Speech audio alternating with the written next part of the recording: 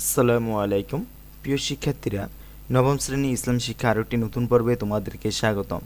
আমরা এই পর্বে আলোচনা করব ইসলাম শিক্ষা বইয়ের দ্বিতীয় অধ্যায় পৃষ্ঠা নং ২৭। পৃষ্ঠা নং ২৭-এর যে কাজটি রয়েছে তা এই পর্বে সমাধান করিয়ে দেওয়া হবে। কাজটি হচ্ছে জুরাই আলোচনা। পূর্ববর্তী শ্রেণী ষষ্ঠ থেকে অষ্টম শ্রেণী সালাতের পূর্ণালোচনা। শ্রেণী শিক্ষকের নির্দেশনা মোতাবেক পূর্বের শ্রেণী ইবাদত অধ্যায়ে সালাত বিষয়ক যা যা তোমরা জেনেছ জুড়ে আলোচনা করে উপস্থাপন করো। চলো আমরা এটির তুলনাটি দেখি। সমাধানটি হচ্ছে সালাত আরবি শব্দ, এর ফার্সি প্রতিশব্দ হলো নামাজ। এর অর্থ দোয়া, ক্ষমা প্রার্থনা করা ও রহমত, দয়া কামনা করা।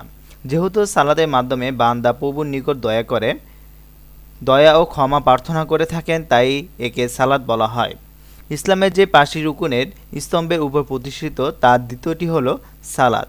এই সম্পর্কে মহানবী হযরত মুহাম্মদ সাল্লাল্লাহু আলাইহি ওয়াসাল্লাম বলেছেন, ইসলাম ৫টির স্তরের উপর প্রতিষ্ঠিত। ১. এই সাক্ষ্য দেওয়া যে আল্লাহ ছাড়া আর কোনো ইলাহ এবং হযরত মুহাম্মদ সাল্লাল্লাহু আলাইহি ওয়াসাল্লাম আল্লাহর রাসূল। ২. সালাত প্রতিষ্ঠা করা। ৩. যাকাত দেওয়া। ৪. রমজানের রোজা রাখা। ৫. হজ করা। কিয়ামতের দিন আল্লাহ সর্বপ্রথম সালাতের হিসাব নেবেন। রাসূলুল্লাহ সাল্লাল্লাহু আলাইহি ওয়াসাল্লাম বলেছেন, কিয়ামতের দিন বান্দার কাছ থেকে সর্বপ্রথম নামাজের হিসাব নেওয়া হবে। তিরমিজি। মহান আল্লাহ মুমিনের উপর দৈনিক ৫ বার সালাত ফরজ আবশ্যক করেছেন। তা হলো ফজর, জোহর, আসর, মাগরিব ও এশা। সালাত একজন মুমিনকে বিশ্বাসী, মন্দ ও গহিত কাজ থেকে বিরত রাখে। আল্লাহ তাআলা বলেন, নিশ্চয় সালাত মানুষকে অশ্লীল ও খারাপ কাজ থেকে বিরত রাখে।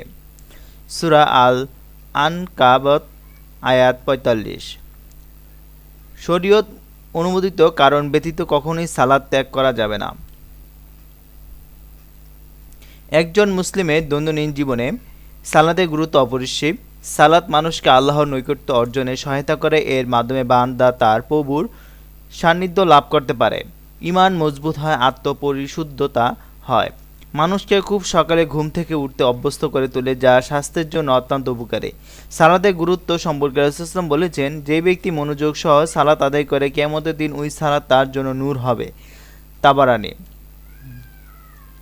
একদা হযরত মুহাম্মদ সাল্লাল্লাহু আলাইহি ওয়াসাল্লাম তার সাথীদের লক্ষ্য করে বলেন, যদি কারো বাড়ির পাশ দিয়ে একটি নদী প্রবাহিত হয় এবং কোনো লোক দৈনিক ৫ বার ওই নদীতে গোসল করে, তাহলে কি তার শরীরে কোনো ময়লা থাকবে?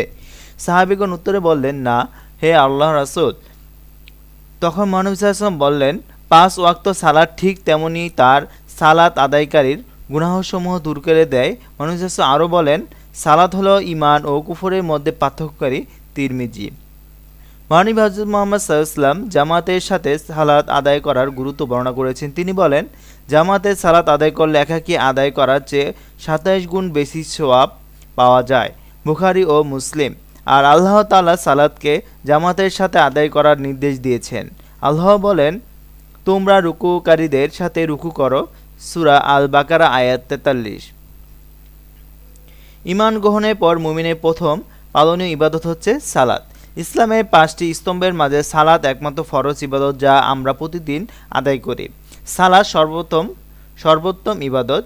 বিচার দিবসে আল্লাহ তাআলা সর্বপ্রথম বান্দা সালাতের হিসাব নেবেন। রাসূলুল্লাহ সাল্লাল্লাহু আলাইহি ওয়াসাল্লাম নিয়মিত সালাত আদায়কারীর জন্য জান্নাতের সুসংবাদ দিয়েছেন। ইচ্ছাকৃত সালাত পরিত্যাগকারী ফাসিক বা পাপাচারী হিসেবে পরিগণিত হবে। তাই আমরা নিয়মিত সালাত আদায় করব। ৫ ওয়াক্ত ফরজ সালাত ছাড়াও রাসূলুল্লাহ সাল্লাল্লাহু আলাইহি ওয়াসাল্লাম দিনে বিভিন্ন সময়ে নফল সালাত আদায় করতেন। পবিত্র কোরআনে বহু স্থানে সম্মিলিতভাবে সালাত আদায় করার কথা বলা হয়েছে। সালাতের কারণে দৈনিক ৫ বার মুসলমানগণ এক স্থানে মিলিত হওয়ার সুযোগ পায়, একে অপরের খোঁজখবর নিতে পারে, সুখে দুঃখে একে অপরের সহযোগিতা করতে পারে। এতে তাদের মধ্যে সামাজিক বন্ধন আরও সুদৃঢ় হয়। এমনকি নামাজের সারিতে দাঁড়াতে গিয়ে উঁচু নিচু কোনো ভেদাভেদ থাকে না। ফলে সালাত আদায়কারীদের মধ্যে সাম্য সৃষ্টি হয়। সালাত আদায়ের মাধ্যমে মানুষ পারস্পরিক সকল মত পার্থক্য ভুলে একসাথে কাজ করার শিক্ষা পায়। সালাত আমাদেরকে সময়ের গুরুত্ব ও শৃঙ্খলাবোধ শিক্ষা দেয়, নেতা অনুসরণ করতে এবং নিয়মতান্ত্রিক ও পরিচ্ছন্ন জীবনযাপনে উদ্বুদ্ধ করে। আমরা সময়ের প্রতি লক্ষ্য রেখে নিয়মিত সালাত আদায় করব, জীবনকে সুন্দর করে গড়ে তুলব।